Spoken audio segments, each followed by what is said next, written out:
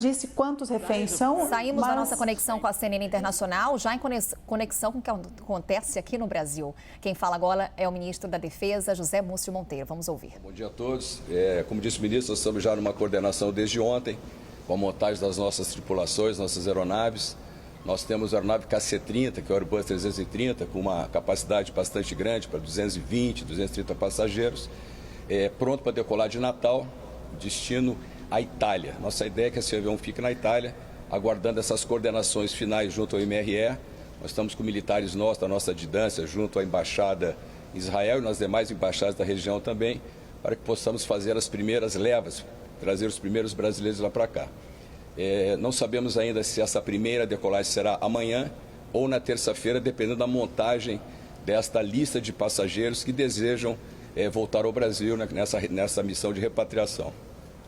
Há também uma forte possibilidade dos brasileiros voltarem nos aviões comerciais, que a operação no aeroporto está normalizada hoje.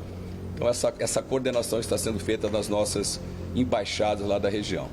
Por hora é isso, nós estamos então com em torno de 6 aeronaves prontas para essa missão, aeronaves com capacidade para 220, 230 passageiros, porque estamos levando também equipes de médicos, psicólogos, para cooperar nesse translado. Aeronaves KC-390, nosso milênio de fabricação nacional, também prontos para decolagem, quando a necessidade for um pouco menor, na faixa de 80 passageiros. E 2 aeronaves cedidas pela presidência, os nossos VC-2, os Embraer 175, também de fabricação nacional, que poderão transportar na faixa de 40 passageiros cada. Então, em função das demandas, nós vamos equacionando esses voos pelo tamanho da aeronave. Então, estamos prontos desde ontem. O gabinete de crise foi montado ontem, logo após o almoço, depois das primeiras informações que nós tivemos das ações em Israel, e tenho certeza que será um sucesso a operação, como tem sido um sucesso todas as missões de repatriação dos nossos patrícios de volta ao nosso país. Quando sai a decisão, a definição da lista? Essa decisão, o avião vai para a Itália hoje, fica mais próximo, isso facilita até o repouso da tripulação, a questão da alimentação dos nossos brasileiros, os ajustes de apoio à aeronave, tanto na Itália quanto lá em Israel, em Tel Aviv, e essa lista deverá ser montada até amanhã. É interessante também que nós façamos essas repatriações com decolagens à tarde, no horário, logicamente, de Tel Aviv e das outras localidades que nós traremos brasileiros, porque brasileiros dos dois lados. À tarde, por quê? Porque facilita o transporte terrestre de todas as localidades até os aeroportos, né? Logicamente, no momento de crise como esse, os transportes terrestres ficam mais difíceis de acesso. Então, se nós decolássemos de manhã, nós teríamos os nossos brasileiros para deslocamentos complicadíssimos durante a madrugada. Então, nós damos chance para que durante as manhãs de cada dia de repatriação, eles possam deslocar até o aeroporto, dentro dessa coordenação do Ministério das Relações Exteriores, com nossos adidos do Ministério da Defesa. Então, dúvida, por favor. Pois não.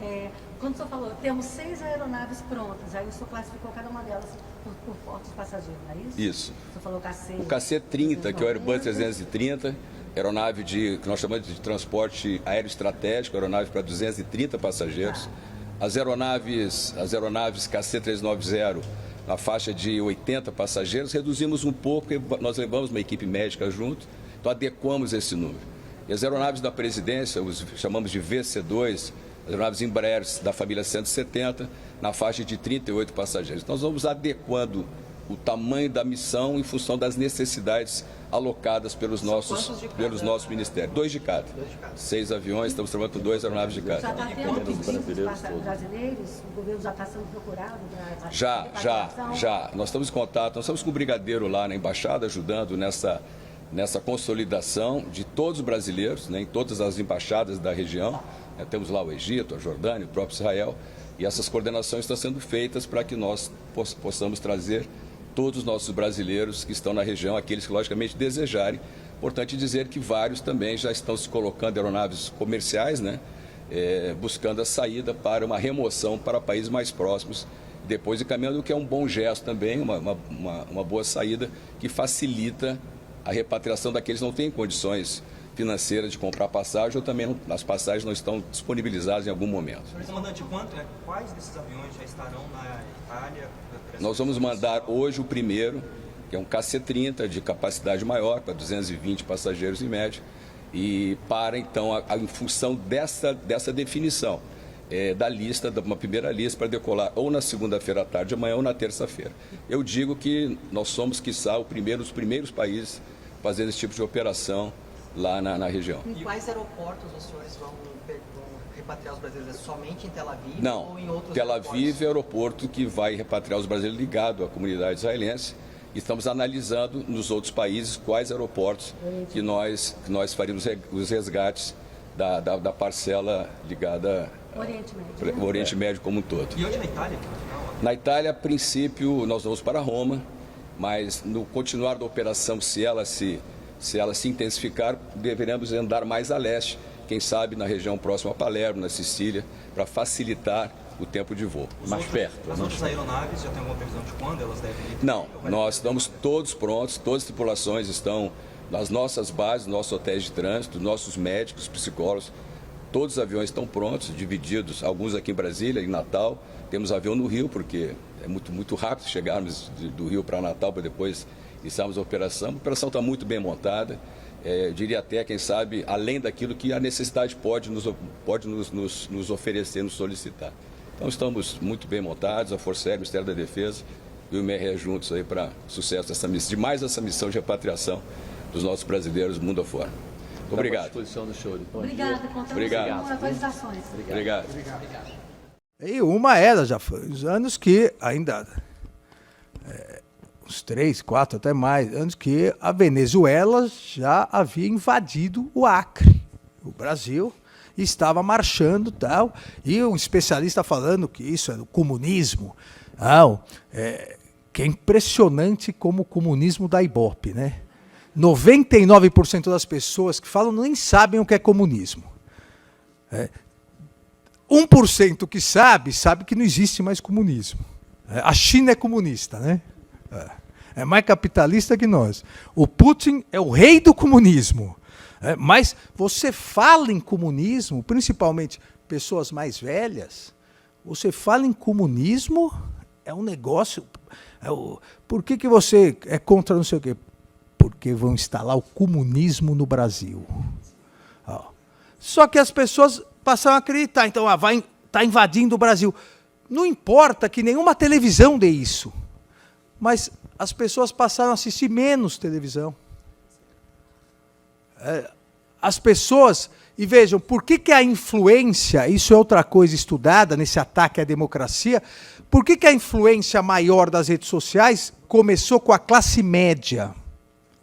Porque foram diminuindo de assistir muita televisão para notícias, e fica no... As classes economicamente abaixo continuaram a ouvir muito rádio. O rádio voltou a ter um valor para a democracia gigantesco, porque o rádio continua, a pessoa deixa o rádio ligado. E está lá trabalhando, geralmente trabalho manual que não dá para ficar. A classe média, os advogados, né, cada 2 petições, né, os juízes, promotores, cada 2 petições, 3 zap. E isso também vai ter que ser um dia estudado, o quanto caiu a produtividade no mundo por causa das redes sociais, né? Se tirar um ano celular de todo mundo, o Brasil vai virar país de primeiro mundo. Né? Porque todo mundo... Não, estou trabalhando. Estou trabalhando e você vê aquele sorriso, não tem nada a ver com trabalho, né? Mas voltando ao que interessa, esse primeiro ataque, esse ataque ao primeiro pilar da democracia deu muito certo. Porque fez com que grupos de pessoas tenham verdadeiros ódio em relação a alguns jornalistas, alguns programas, algumas redes de televisão. Eu não estou dizendo que a rede de televisão é boa, que o jornalista é bom, mas passou a ter um ódio. As pessoas passaram a ter ódio visceral disso. Olha, conquistamos, ou pelo menos equilibramos, os meios de comunicação.